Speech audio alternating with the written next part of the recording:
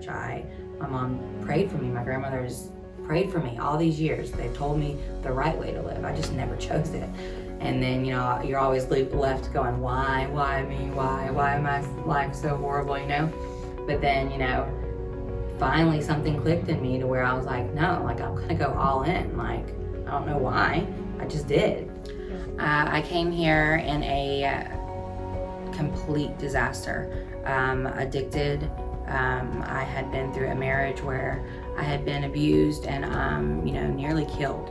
And I came out of that. I came out of addiction to drugs, alcohol, methamphetamines. And the day I came here, I think that I was on them. It was hard. It was hard to look at everybody in the face. It was hard to come here and realize that God still wanted me.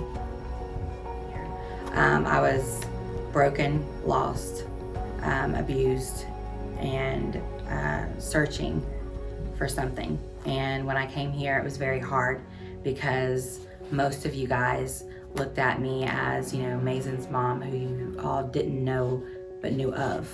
And that was scary. And thankfully, most of you guys have welcomed me so well that I was able to receive God the way that I did.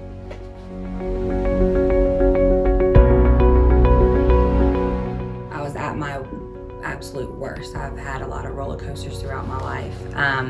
And this time it was the very end of my road. I was very broken, very lost. I had nowhere else to go.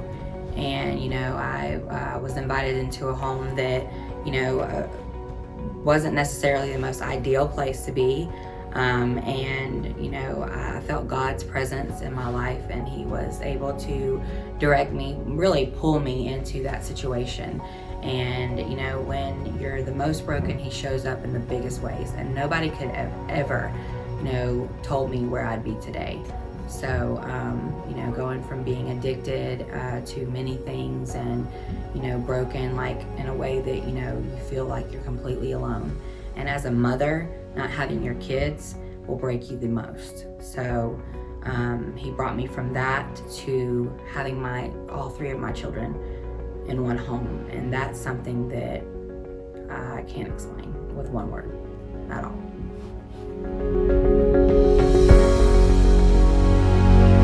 The day that I was addicted to something and the day that I wasn't. Mm-hmm. And the only difference is God. Like, He's the only person that, and yes, I say person because I feel like I really do have an actual relationship with Him now. And it's not something where I'm like, I feel like I have to be here to talk to Him, or, you know, I met Him in jail. Like, He was in that cell with me. He was sitting beside me. I felt the warmth of Him. It was really crazy. It was really cool. You know, it's like one of those, like, for real, when you say supernatural, it's supernatural. It was, you know, because there's no reason for me to have been warm right there because it's cold. And there's no blankets, and the only blankets they give you are the wool blankets, and wool makes me cringe. So I was like, crap, this is really, you know, not a good place.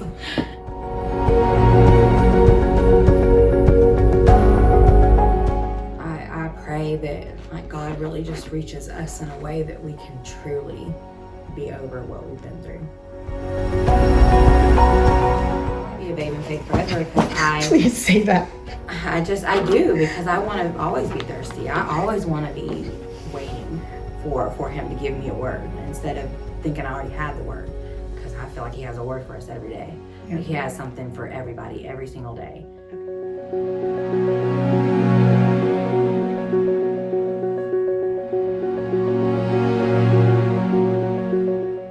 If I just continue to keep my mouth shut and let God handle things, it works out. He works it out. Mm-hmm. He'll show me, just like He showed me, I think, in this whole jail situation. Yeah. I think I didn't deserve to be there, really, but I do think that it solidified me in Him. And if that was the only reason, that, hey, hallelujah, like, He solidified me in Him, like, I'm never gonna leave Him. Yeah. Because, shoot, I was in the worst place, and He was right there with me, and He got me through every 22 days, so.